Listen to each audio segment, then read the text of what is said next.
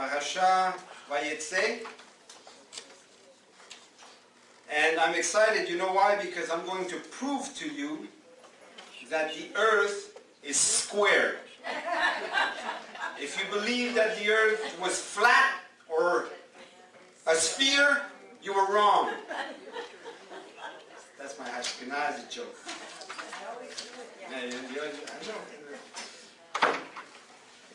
So, Parasha Vayetze. This week, well, last week, remember we started to read about Yitzhak's family, and we started learning a little bit about his two sons, Esau and Yaakov, right? This week we're learning a little bit more about Yaakov, and next week we'll continue with the life of Yaakov, and we'll try to understand the life of Yaakov within the wider context of Parasha of the Sefer Bereshit, because we are studying the life of Yaakov, but Yaakov in the story has a role, a specific role he has to play. And it's not the first time that God has called a man for a special function, for a special role, for a special mission. If you remember, a few weeks back, God called Abraham. Remember? Lech Lecha. He called Abraham. After he called Yitzhak, right? And to Abraham, he told him that he was going to be the one, well, his seed would be the ones who would bring blessings to the whole world. They would be a light to the other nations.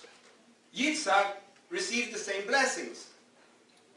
He has been called by God, and he is given the same blessings, and he is being told that him and his seed will be a blessing to all of the nations.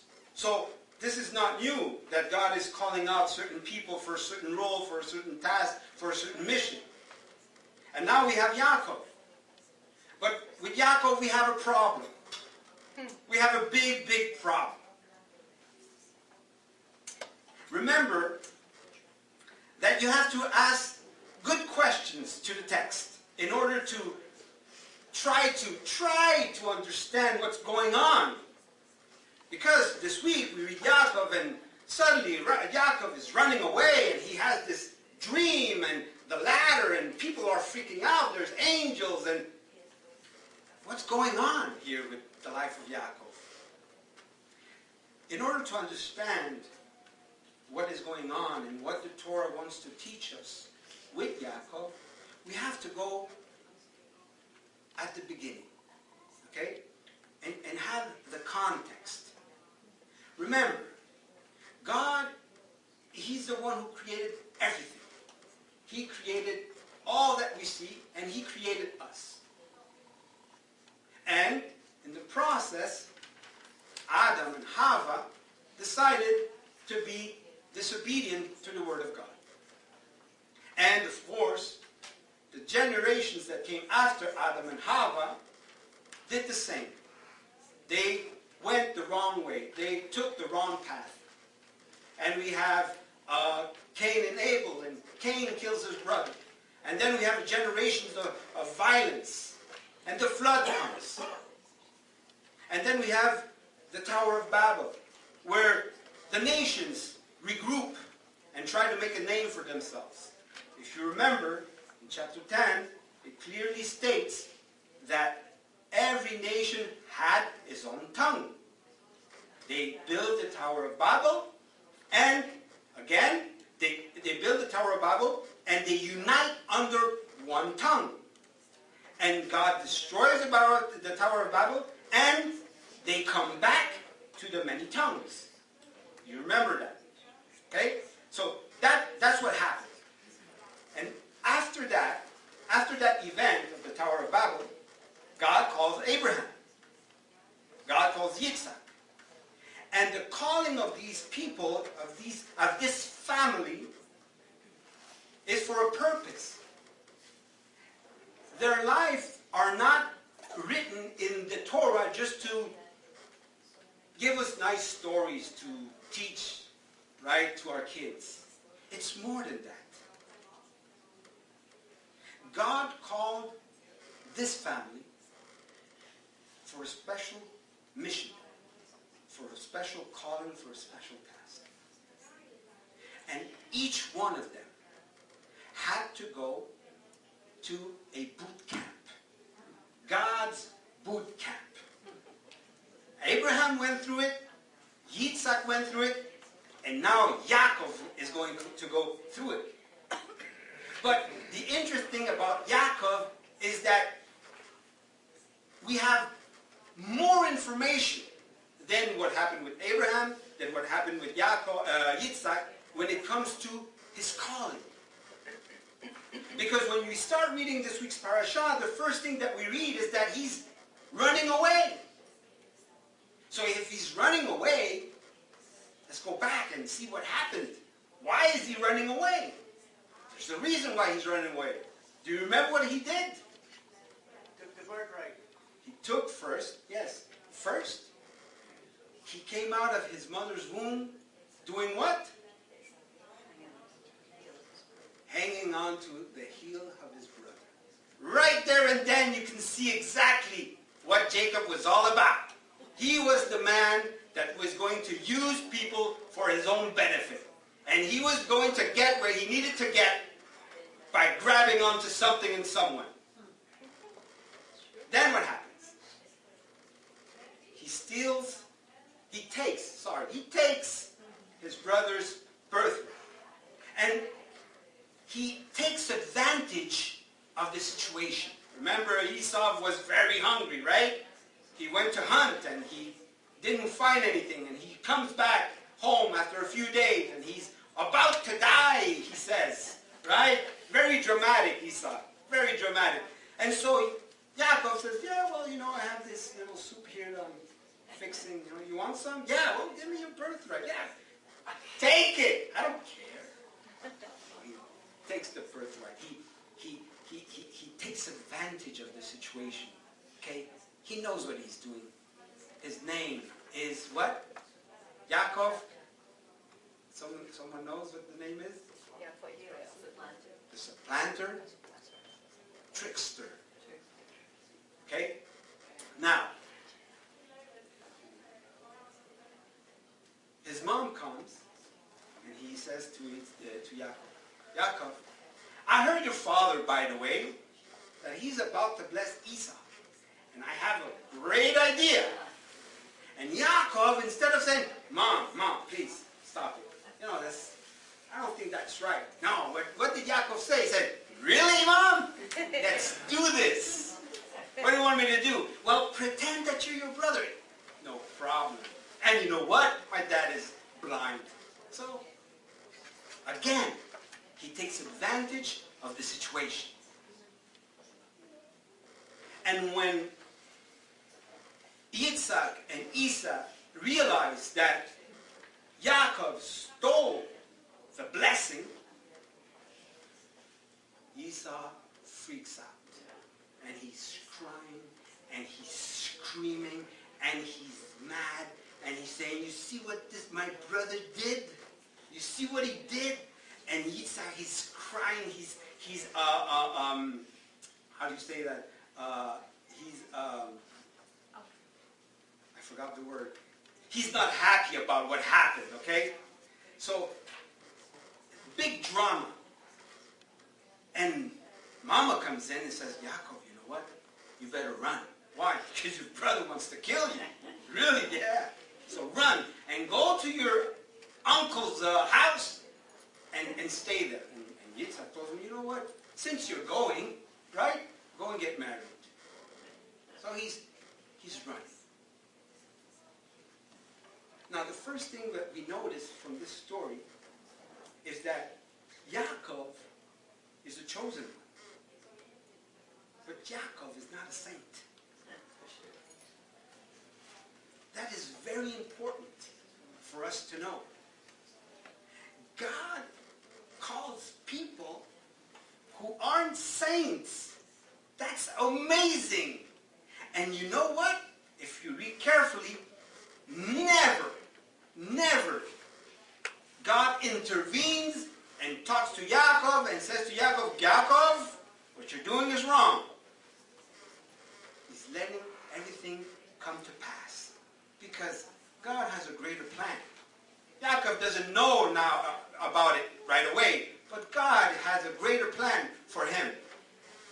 And so Yaakov is running away, and the Torah tells us exactly who he is. The Torah is a mirror. And if the Torah is capable, and it's capable of being honest with itself, and capable of saying, you know what, Jacob is like this. He's a liar, he's a cheat, he's a manipulator, he deceives people, he takes advantage of people. Do we think that God doesn't see us for what we are? That's the first thing that the story of Yaakov is telling us. God sees us exactly for who we are. But of course, as human beings, we like to pretend and play games with God.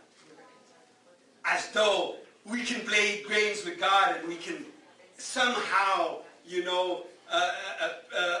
prove to him that we are all that. We are holier than thou. God sees exactly through us. So that's the first thing that we see from Yaakov's story. The other thing is that he runs away. God never spoke to Yaakov. And notice, Yaakov never spoke to God. Never did Yaakov call upon the name of the Creator. Have you noticed that? Now, he was born in a family, and I'm sure, now this is my interpretation, by the way, because the Torah doesn't say, so I have to be clear. This is my interpretation. If you are born in this family, I'm sure you have heard the stories about your grandfather Abraham and what God did to him, right? And I'm sure that you heard the story about your father when Abraham was about to give him as an offering. I'm sure that Yaakov had some sort of knowledge about who the God of his fathers were. Some. But he never calls upon that name. Never. This is the other lesson that I can see. Many of us have children. And it's not a guarantee that they would call on the name of the Creator. You may have that relationship with that God, You may believe in the Creator. You may come to the belief that the Torah is the Word of God. But that doesn't mean that your kids believe in that. Now you're going to say, so if I believe in the God of Israel, and I believe in the Torah, you're telling me that there's a good chance that my kids don't believe? There's a good chance. So you tell me that there's no hope? No, that's not what I'm saying. Look what happened next. Yaakov is running away. He reaches a place and he falls asleep. And what did the text say? He has a dream.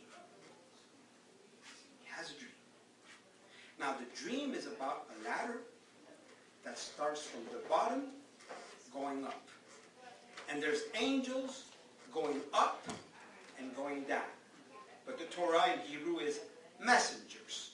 So some people, most of the times when we speak about the ladder of Jacob, you always see angels. Okay? Because there's a possibility of reading the Hebrew word malachim as angels. But you can read the Hebrew word malachim as servants.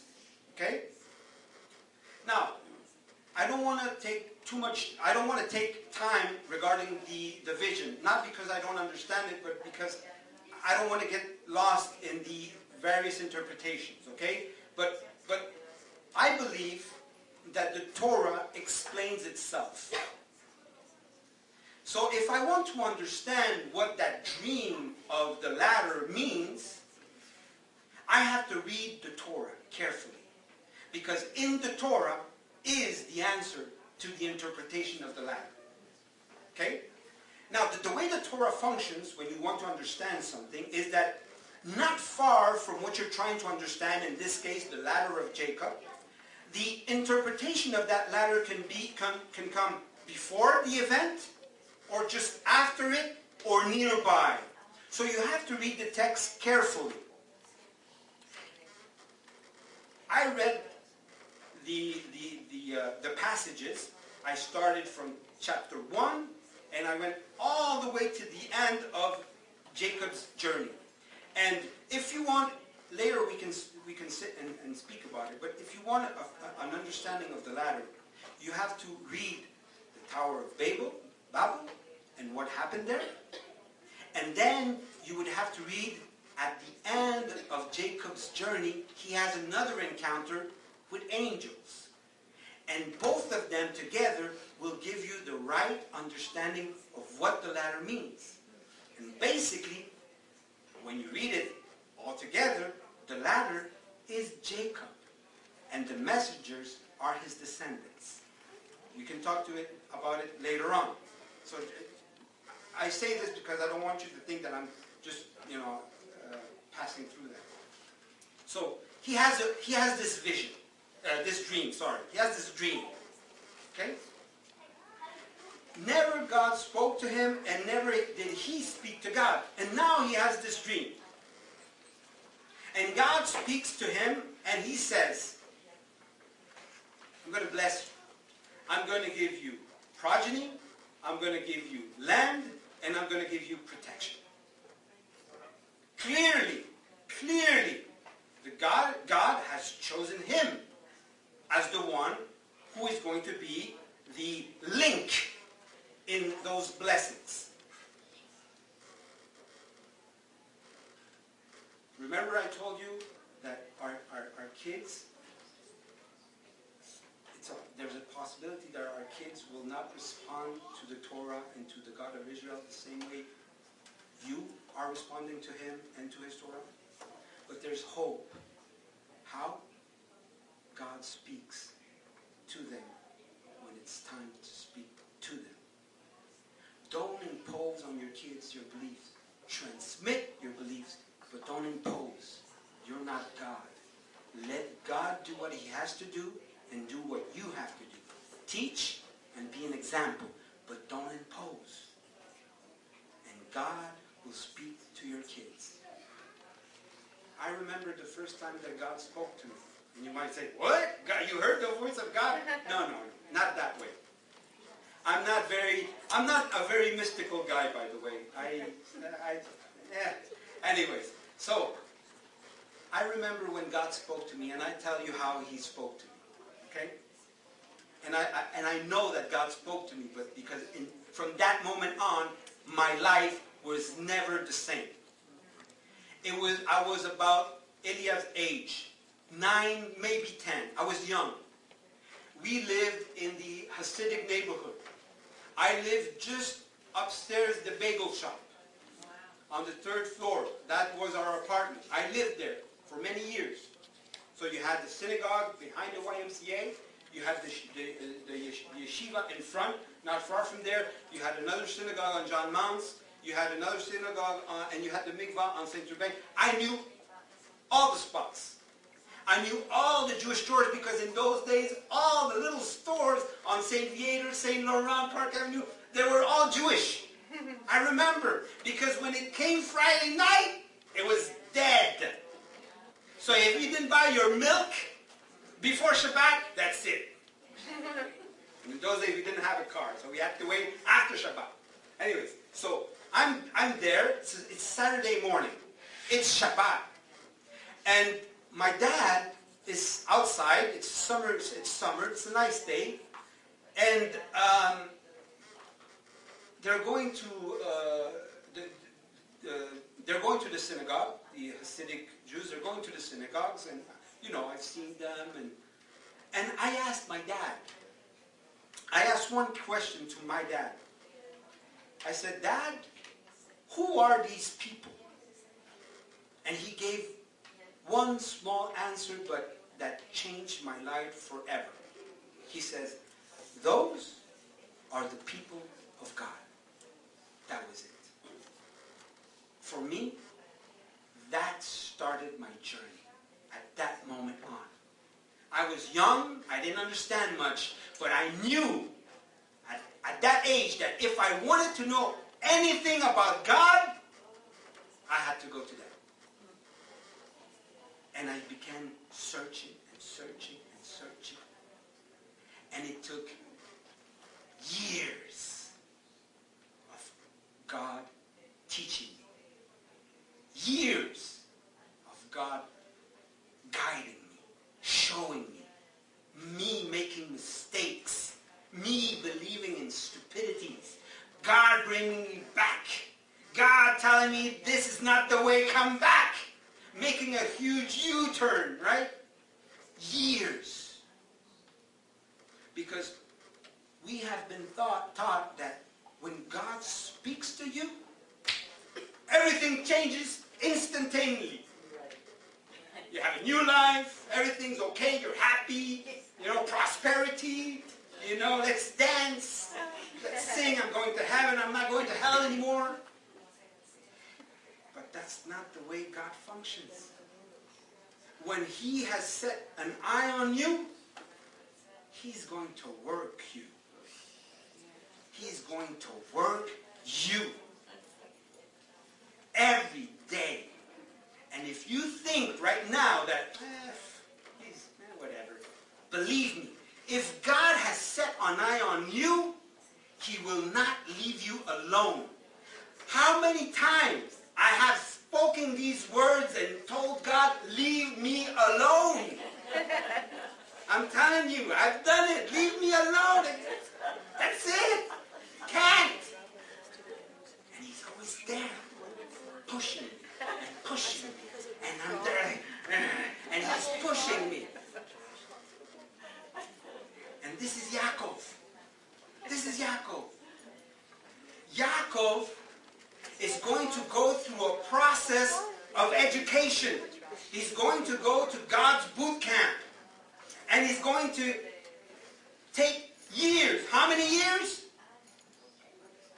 God started working with Yaakov from the moment he was born till he died.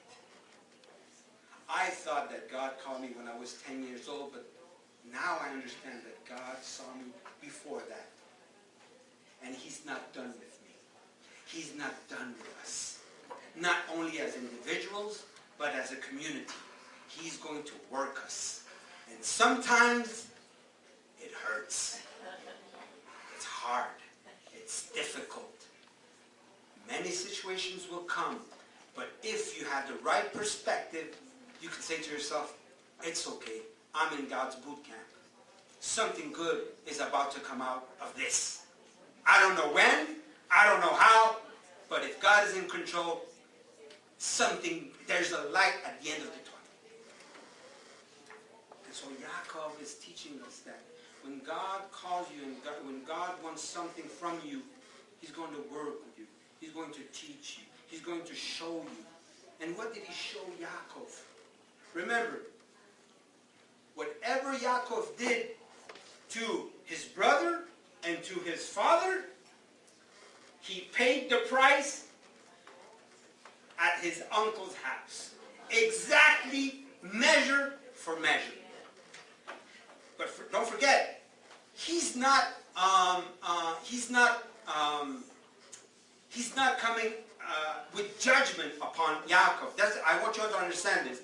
He's teaching Yaakov. Because don't forget, if Yaakov is the one who is going to be the link, the one who is going to be the one who is going to be used by God to be the blessing for all humanity, he has to learn what that means. God doesn't call you and tell you, oh, I'll call you, do this. No, no, no. When He calls you, He's saying, I'm calling you. But in order for you to reach that point, in order for you to get where I want you to be, I'm going to break you. I'm going to break you. And we'll see next week's parasha God is going to break Yaakov. And Yaakov is going to learn his lesson. And you know when Yaakov starts being a light? Does someone know? When it becomes Israel. No. He becomes Israel, yes. God changes his name. But he starts being a light to his families when he reconciles with his brother. At that moment, he is being a light. Because before that, he was a curse. He caused pain, division, heartache. And God showed him, this is what you did. I didn't call you for that. And if you and your kids, your descendants, are going to be a light, you can't act the way you act. You have to change. You have to be a light. You have to be an example. And Yaakov begins to be an example. And the first moment that we see Yaakov and shining that light is when he meets his brother and they hug and they reconcile. So, reading the story of Yaakov, and we're trying to understand what Yaakov is trying to teach us as a community and as individuals, as families. And right now, and I'm going to end with this, I'm going to give you a little story that happened to me. And I'm going to say this little story because I want to encourage you. That's the word. I want to encourage you. Okay? Right now, we're facing, as a community, we're facing something very difficult. We are moving from this place, and we're trying to look for another place where we can meet and be a community. And in this event that is happening to us is part of God's education to us as a community, by the way. If you don't see this situation as a process of education for all of us in this community, you don't have the right perspective. God wants us to teach us, all of us, something. Maybe we're doing something wrong. I don't know. Maybe there's things that we have to change. I don't know. But we have to ask those questions, because if we believe that God has called us for something, and He has called us for a special mission, He has called us to be a light here in Montreal, and they're kicking us out, and we don't have anywhere to go, as a community we should ask questions and pray to God and say, God, what do you want us to learn? Are we doing something wrong that you dislike? Is it everything okay? I don't know. But as a community, we should ask the hard questions. I'll end with this little story. It happened to me. That's why I say this story, because I lived it. I was in my second year in seminary. And every year, at the end of the year, you would have these mega churches, rich churches, that would come and pick students to come to their churches. And all the students wanted to go, because that meant that they paid you, you ate good food, you had a room, okay, you had a good stay. So, I remember in the second year, they called me, this big church in El Salvador. They called me, and they said, we want you to come and work with us. We have something special for you. I said, yes, of course, I'll go. So they paid everything. And I went. And I arrived there a Thursday. And the pastor received me, and he greeted me. And I went to the church, and I met this huge mega church. It was amazing. And that was Saturday. Then I went on Sunday. And then Sunday, after the service, they called me, the pastor and the elders, to a meeting. And they said to me, well, tomorrow you're leaving in El Salvador, there's a place called El Conacaste. Okay? The name El Conacaste comes from a tree. It's a huge tree. Okay? Big tree. And they build a community around the tree. Okay? And they told me you're going to go to the Konakaste Monday morning. I said, okay, no problem. And so, Monday morning, I'm there. The son of the pastor has a pickup, and he drives me to this spot. And he says, I'll leave you here, and they'll come and pick you up. Now, I have my suit, right? I have my little, how do you call it? My little briefcase. I have my tie. I'm squeaky clean. I'm squeaky clean. I'm amazing. And the guy says, okay, see you later. I said, okay, bye. And I'm waiting there. This neighborhood that I don't know of. And people are passing by, motorcycle, buses, and everyone's looking at me like this. And I'm in my head, I'm wondering, what's the problem? And suddenly I see an old lady coming by, running. You must be Dennis, right? I said, yeah, how did you know? Oh, you're not from here. And when people are not from here, we know. So come with me before they stab you. And leave. I didn't know where I was going. And I arrived to the Konakaste. And the Konakaste is built, there's a huge wall. Huge complex. And it's a wall. And you have a few entrances. But the gang blocked all the entrances. So you had one entrance, and on the other side of the complex you had another exit. And both the entrance and the exit were guarded by gangs.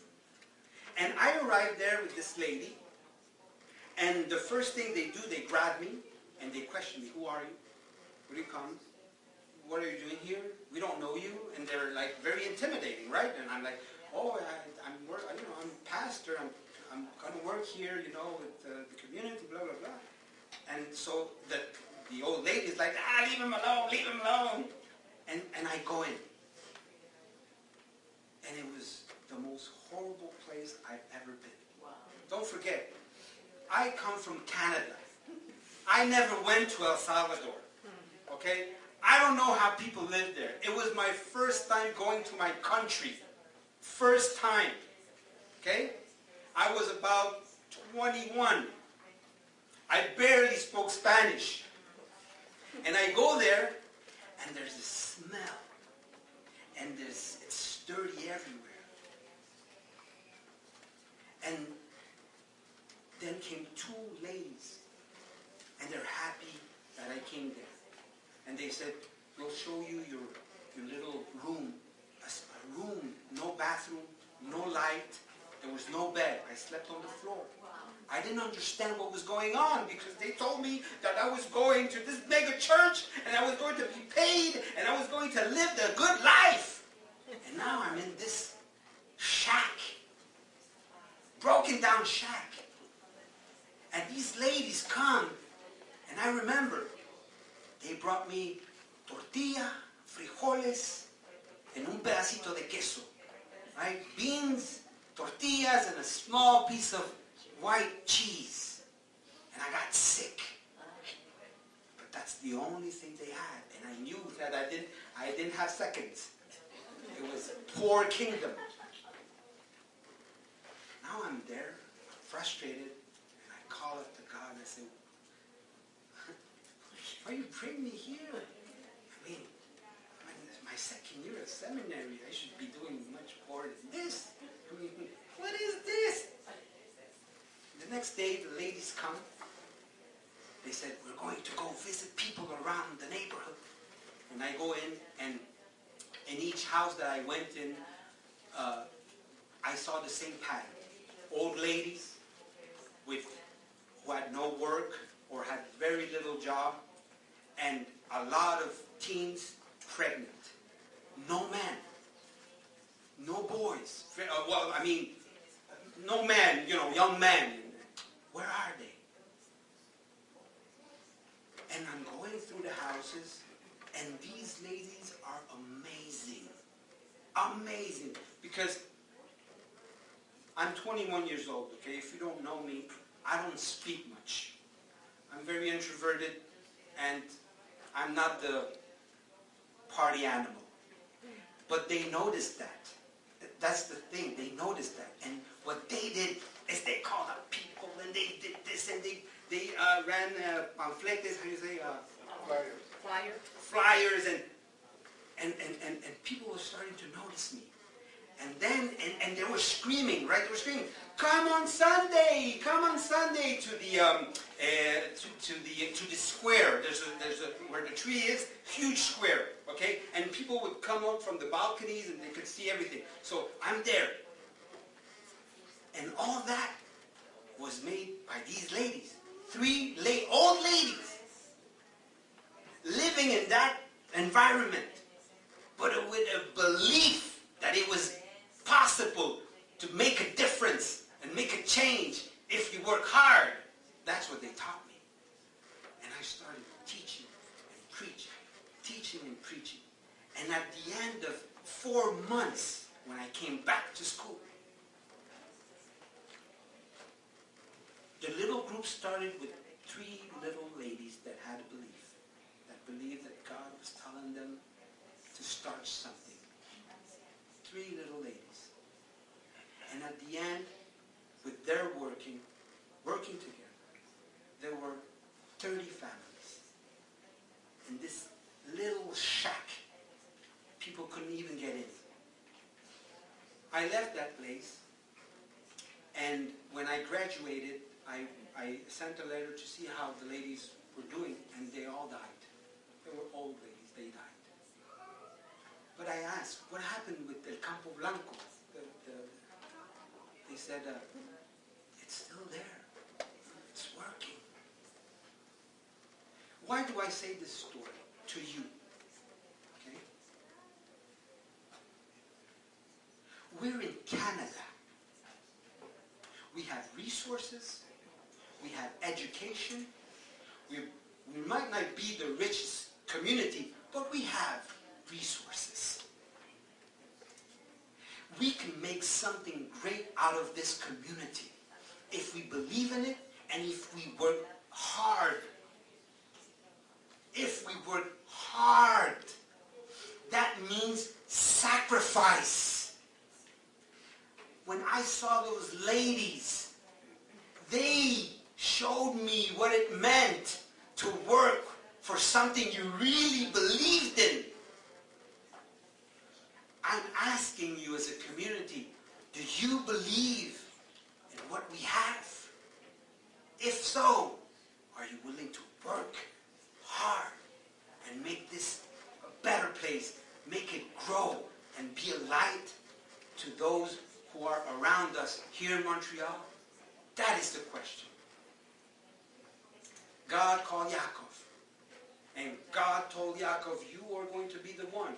And your descendants are going to be the ones who are going to be a light to the nations. I believe that God has called us, this small community, to be a light here in Montreal.